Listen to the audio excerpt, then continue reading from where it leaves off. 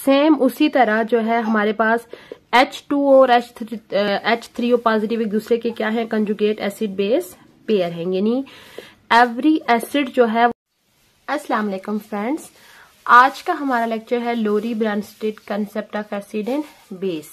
यानी कि ये कंसेप्ट जो है वो दो डिफरेंट साइंटिस्ट ने दिया है, लोरी और ब्रांस्टेड ने 1923 में इन्होंने ये कंसेप्ट दिया है, और दोनों ने इंडिपेंडेंटली ये कंसेप्ट दिया है 1923 में। ये जो कंसेप्ट था ये दो डिफरेंट साइंटिस्ट, कौन कौन से साइंटिस्ट हैं, टीएम लोरी जो कि इंग्लैंड का साइंटिस्ट था,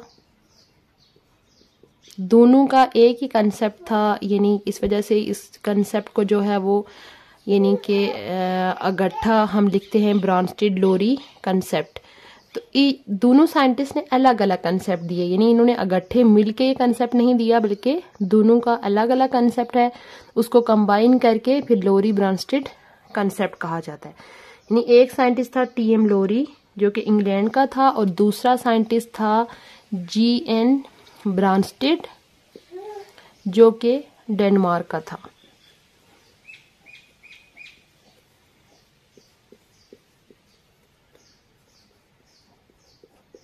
इन दोनों साइंटिस्ट ने मिलके ये जो है लोरी ब्रांस्टेड कंसेप्ट ये दिया है।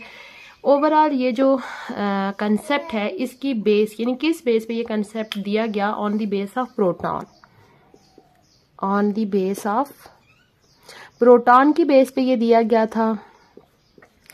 यानी कि इस कंसेप्ट के मुताबिक एसिड और बेस को किस तरह से डिफाइन किया गया कि दो species which have H positive and have ability to give H positive to other compound are known as acids। यानी ऐसे कंपाउंड जिनके पास हाइड्रोजन है और जिनकी ये एबिलिटी है कि वो अपना प्रोटॉन जो है वो दूसरे कंपाउंड्स को दे सकते हैं, यानी ऐसे कंपाउंड जिनकी एबिलिटी है दूसरों को प्रोटॉन देने की, वो होंगे एसिड, और जिनकी एबिलिटी है प्रोटॉन लेने की, वो क्या होंगे, बेसिस। यानी हम कह सकते हैं कि इस कंसेप्ट के मुताबिक प्रोटॉन डोनर्स को क्या कहा गया, एसिड, और प्रोटॉन एक्सेप्टर को क्या कहा गया, बेस। प्रोटॉन एक्सेप्टर को क्या कहा गया, बेस। यहां पे हम एक एग्जांपल लिख लेते हैं कि सपोज हमारे पास एक कंपाउंड है HCl, ये रिएक्शन कर रहा है इस कंपाउंड के साथ, तो ये नेक्स्ट हमारे पास क्या बन रहा है, यानी कि इसकी ब्रेकडाउन से दो आयन बनेंगे, एक हमारे पास H पॉजिटिव और एक Cl नेगेटिव। अगर हम इस स्ट्रक्चर को खोल के लिखें तो ये स्ट्रक्चर इस तरह से होगा। यहाँ पे ऑक्सीजन के पास दो लॉन पेयर होते हैं। अब ऑक्सीजन क्या करता है, अपने एक लॉन पेयर के थ्रू जो है वो हाइड्रोजन को लेके, तो हमारे पास यानी कि जब ये वाला कंपाउंड एक हाइड्रोजन इसको दे देगा तो ये पीछे हमारे पास क्या बचेगा, Cl नेगेटिव, और यानी इसका स्ट्रक्चर जो है वो इस तरह का होता है। तो यानी कि ये अपने लॉन पेयर के थ्रू यहाँ से H पॉजिटिव ले लेगा, तो H पॉजिटिव लेने के बाद इसका जो स्ट्रक्चर होगा वो किस तरह का बन जाएगा, इस तरह का स्ट्रक्चर आ जाएगा।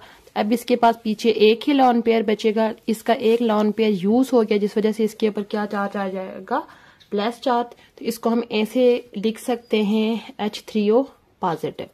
अब इस रिएक्शन में देखें कि ये HCl है, इसने अपना प्रोटॉन दिया है। लोरी ब्रांस्टेड का जो कंसेप्ट है वो ये कहता है कि एसिड जो है HCl जो है वो एसिड है और H2O क्या है, बेस है। ये उसका जनरल कंसेप्ट है एसिड और बेस के बारे में।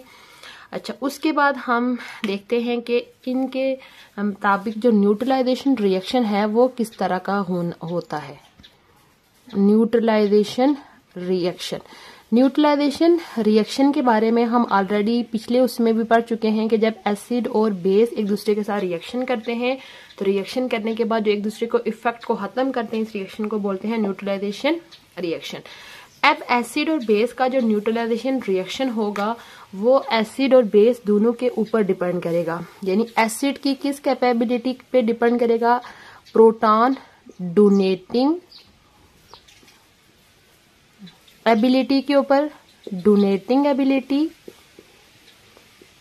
और बेस की किस बेस उस पर डिपेंड करेगा, प्रोटॉन एक्सेप्टिंग एबिलिटी। इन दोनों पे जो है वो यानी एसिड और बेस का जो न्यूट्रलाइजेशन रिएक्शन का एक्सटेंट के किस स्पीड से एसिड और बेस एक दूसरे के साथ रिएक्ट करेंगे, वो एसिड की प्रोटॉन डोनेटिंग एबिलिटी और बेस की प्रोटॉन एक्सेप्टिंग एबिलिटी, इन दोनों के ऊपर जो है वो। अच्छा, उसके बाद ये जो रिएक्शन है इसमें आप देखें, ये मैंने रिवर्स रिएक्शन लिखा हुआ है, यानी ये जो मैंने पहले एक्सप्लेन किया वो फॉरवर्ड रिएक्शन था जिसमें HCl जो है वो प्रोटॉन दे रहा था। तो प्रोटॉन देने की वजह से ये क्या है, हमारे पास एसिड है, और जो यानी कि ये एसिड हो गया, और ये प्रोटॉन लेने की वजह से ये क्या चीज हो गई है, बेस है। बट जो हमारे पास रिवर्स रिएक्शन है, रिवर्स रिएक्शन में ऑपोजिट हो जाता है। यहाँ पे आप देखें H3O पॉजिटिव इसको इलेक्ट्रॉन प्रोटॉन देगा, तो रिवर्स रिएक्शन में ये एसिड हो गया और ये क्या हो गया, बेस हो गया। यानी कि हमारे पास एसिड जो होगा वो प्रोटॉन को देने के बाद बेस में कन्वर्ट हो जाएगा, और बेस जो है वो प्रोटॉन को लेने के बाद किस में कन्वर्ट हो जाएगा, एसिड में। तो ये हमारे पास क्या हो जाता है कि इनका आपस में एक पेयर बनता है जिसको कंजुगेट एसिड बेस पेयर कहा जाता है। सपोज मैं यहाँ पे एक और रिएक्शन लिखती हूँ।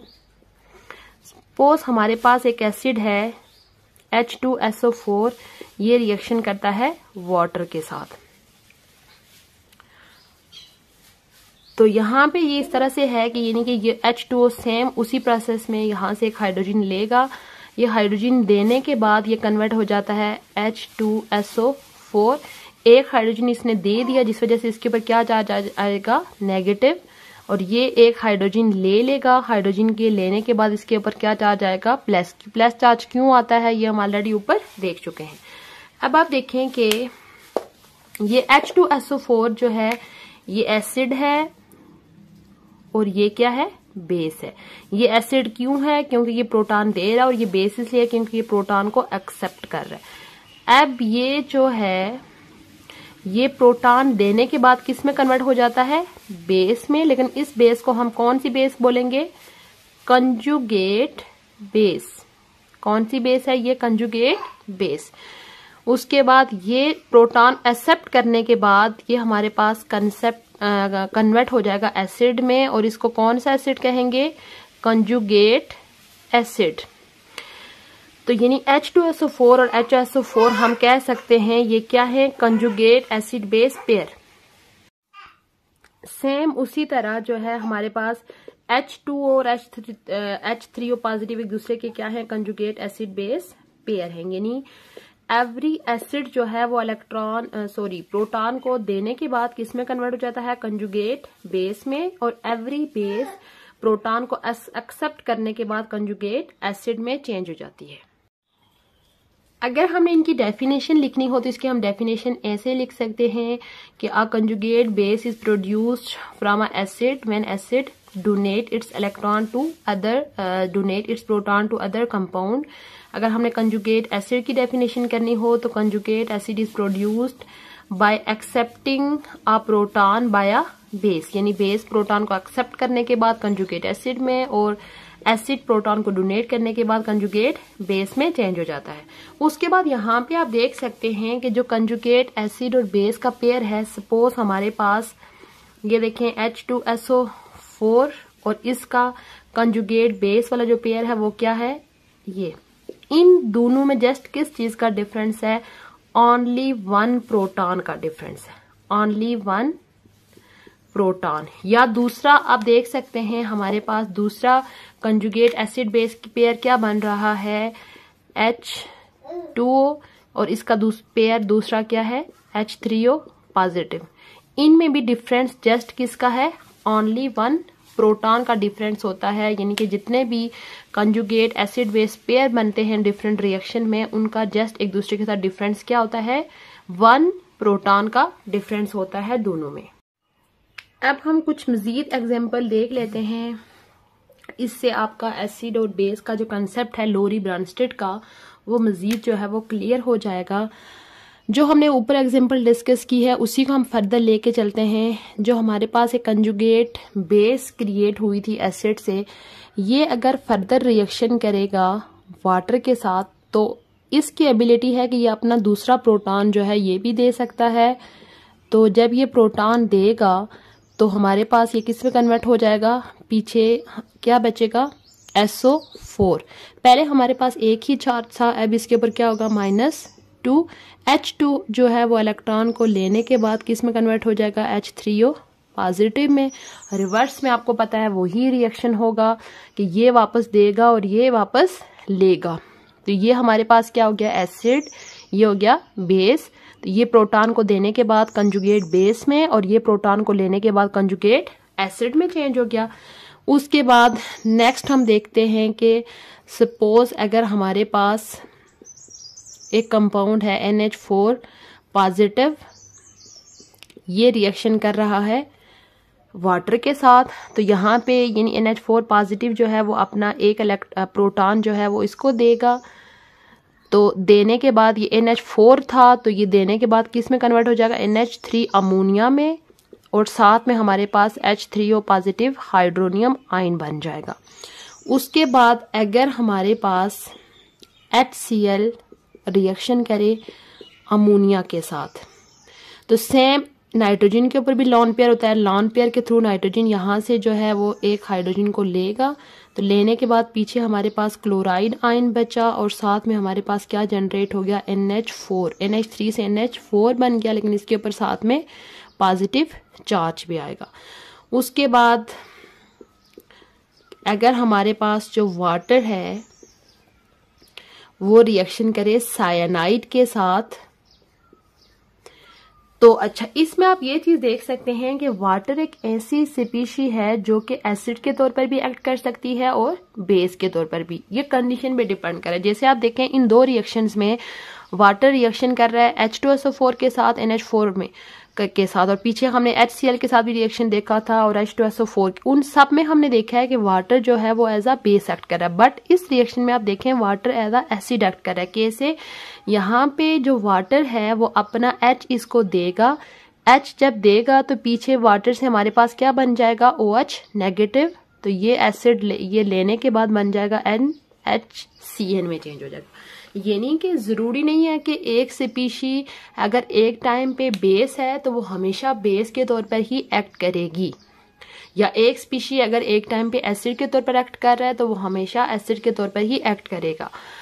ये रूल नहीं है, बल्कि ये है कि वो डिपेंड करेगा कंडीशन पे कि कोई भी चीज है वो कौन से दूसरे कंपाउंड के साथ रिएक्शन कर रही है। जैसे आप यहाँ पे आप देख सकते हैं वाटर के केस में कि वाटर सम स्पीशीज में एज अ एसिड एक्ट कर रहा है और सम स्पीशीज के साथ एज अ बेस एक्ट कर रहा है। इट्स मीन कि दो species which have both the abilities acid and base, इन तरह के स्पीशीज को बोलते हैं एम्फोटेरिक स्पीशीज।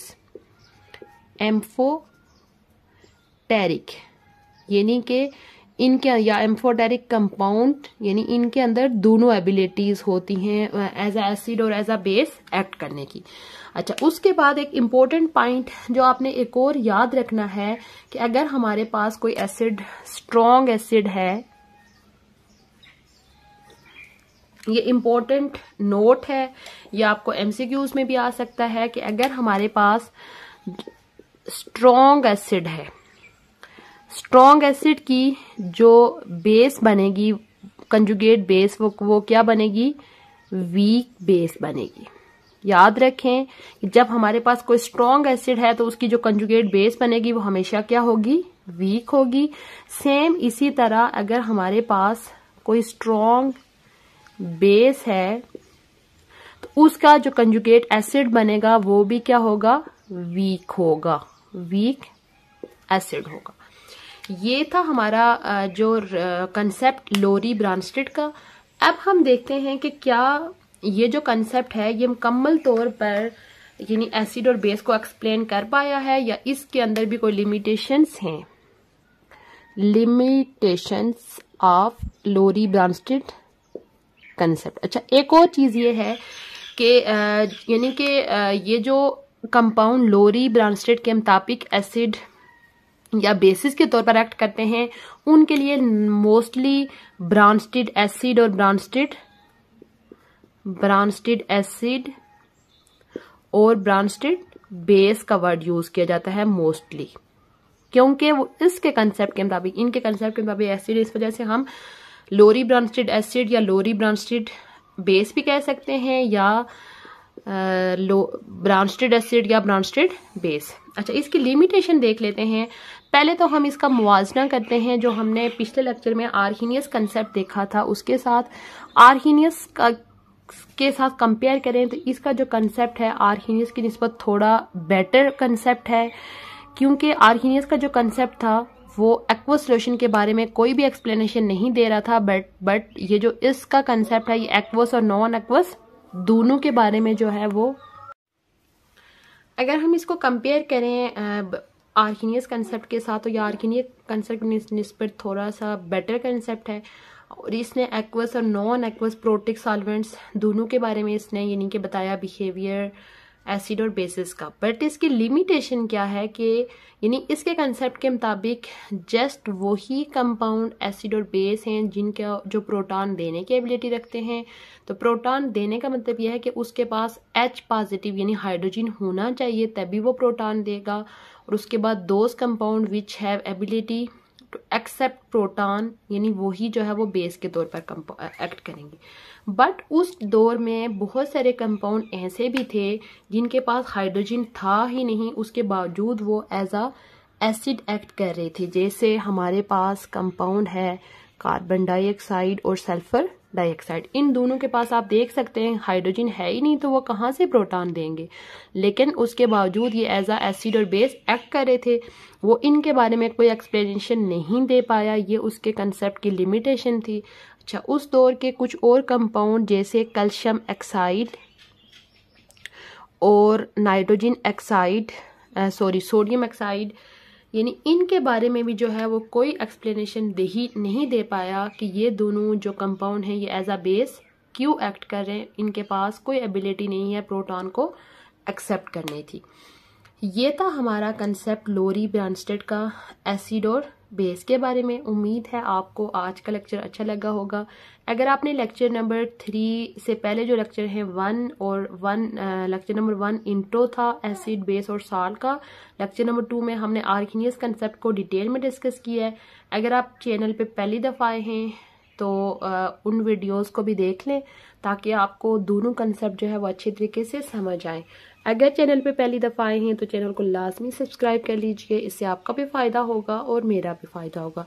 इंशाल्लाह बहुत जल्द मैं लेक्चर नंबर 4 जो कि लीवर्स कंसेप्ट है मैं उसके साथ हाजिर होंगी। तब तक के लिए अल्लाह हाफिज़।